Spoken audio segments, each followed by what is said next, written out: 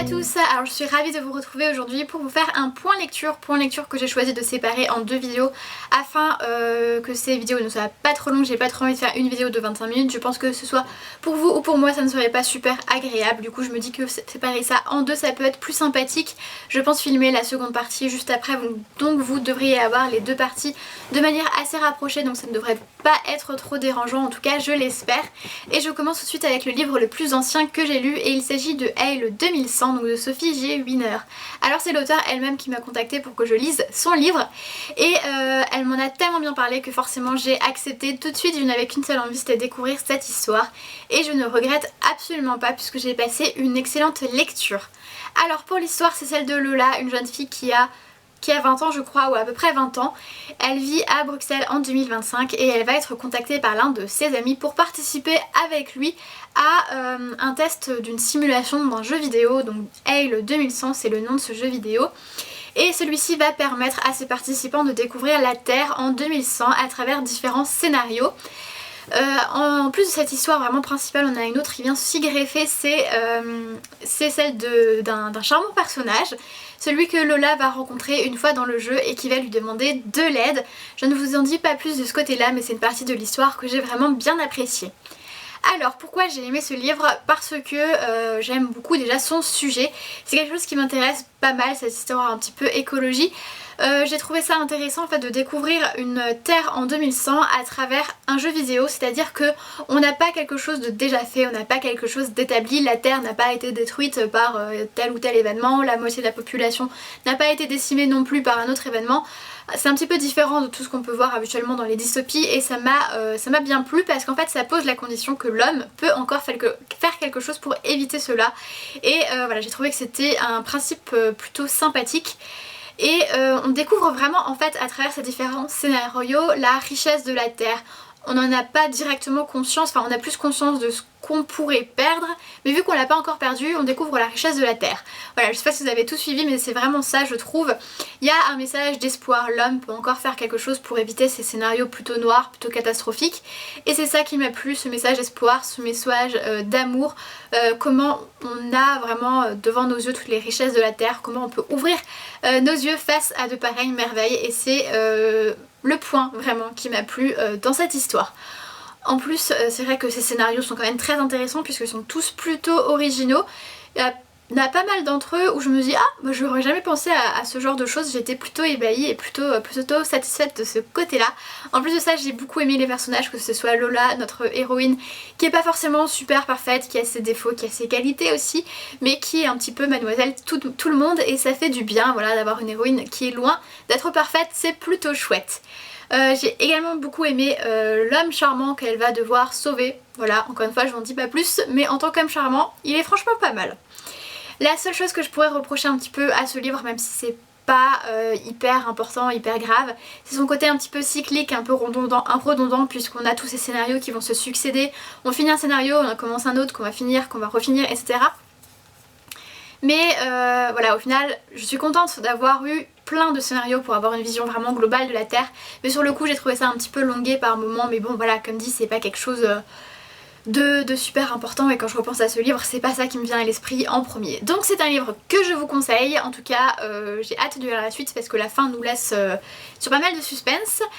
Si vous êtes curieux, si vous êtes intéressé, je vous invite vraiment à faire un tour sur le site de l'auteur. Je vous le mettrai en barre d'informations, surtout que les premiers chapitres sont disponibles. Vous pouvez aller lire pour vous forger un premier avis et je vous conseille voilà, très fortement de tenter l'expérience et de partir visiter Hale. Ensuite, j'ai lu un livre qui m'a totalement transpercée, bouleversée, dévastée et tout ce que vous voulez dans ce genre-là. Il s'agit de L'amour et les forêts de Eric Reinhardt, publié aux éditions Gallimard. Alors ce livre je l'ai commencé plus ou moins par hasard, je n'en avais jamais entendu parler et j'ai pas cherché vraiment à en savoir davantage, j'ai à peine lu le résumé. Il y avait quelque chose dans le titre qui m'a totalement appelée, L'amour et les forêts. Je sais pas, mais je trouve que ça sonne extrêmement bien, il y a un côté un peu poétique, onirique, un peu rêveur comme ça que j'ai beaucoup aimé et du coup je l'ai immédiatement commencé. Et j'ai adoré, c'est un livre que je qualifierais d'un de mes livres phares, c'est-à-dire qu'il est au-delà encore du coup de cœur. Alors tout d'abord je vais vous parler un petit peu de l'histoire pour vous situer le contexte. C'est l'histoire de Bénédicte Ombredan, une femme qui a entre 40 et 50 ans, je ne sais plus exactement, qui va entretenir une correspondance avec l'auteur, donc avec Eric Reinhardt. Suite à la publication de son premier roman, elle va lui envoyer une lettre et de fil en aiguille elle va être amenée à lui parler de son histoire et de l'harcèlement quotidien qu'elle subit à cause de son mari et comment une journée merveilleuse qu'elle a vécue un jour a un petit peu bouleversé son existence. Et ensuite donc l'auteur va nous livrer dans ce roman l'histoire complète.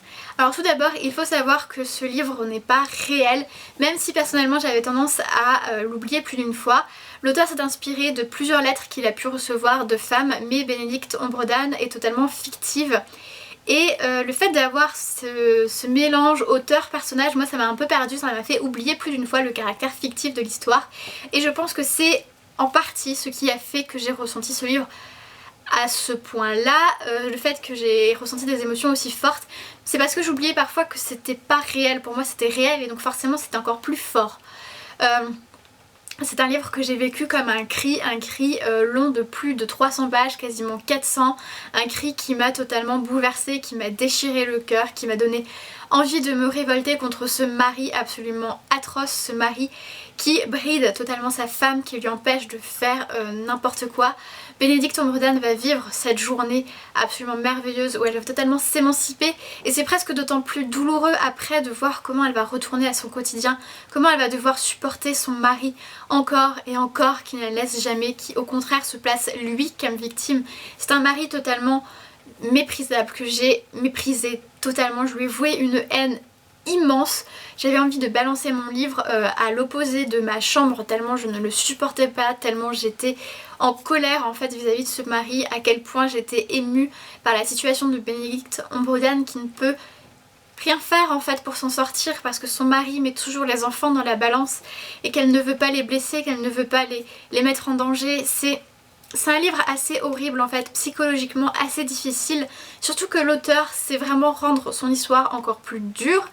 Il sait écrire d'une manière assez cruelle dans les moments où justement on va avoir des conversations entre ce mari et cette femme.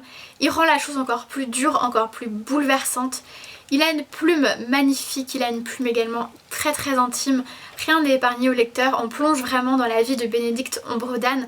J'ai lu sur internet que certains n'étaient pas forcément hyper en accord avec ce côté très intime, mais moi c'est quelque chose qui m'a encore plus plu, j'avais l'impression d'être face à quelque chose d'encore plus réel.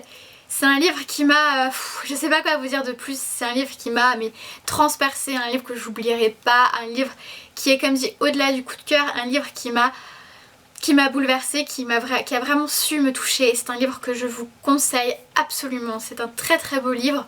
Si vous avez l'occasion de le lire, vraiment allez-y, je vous le reconseille et vous le reconseille encore. Et le dernier livre que j'ai lu et donc le dernier que j'ai à vous présenter dans cette vidéo, il s'agit de Beauté de Sarah Pimborough, publié aux éditions Milady. Donc c'est le troisième et le dernier tome de la saga Les Contes du Royaume. Donc tout comme les deux premiers, donc Poison et Charme, il va mettre en scène un conte principal. Donc ici c'est La Belle au bois dormant, même si ce n'est pas vraiment le seul à être principal dans celui-ci, je vous laisse découvrir lequel est le second.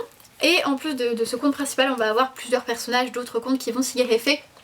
C'est vraiment un principe que j'adore, la réécriture de contes, le fait de découvrir un petit peu les contes, les Disney qui ont bercé mon enfance de manière beaucoup plus adulte, de manière plus mature, plus sexy, c'est un peu jouissif en fait. Je trouve que l'auteur c'est extrêmement bien, elle maîtrise très bien son sujet, elle est juste hyper douée pour transformer ces contes qu'on connaît en quelque chose de totalement inattendu, tellement époustouflant, j'ai adoré.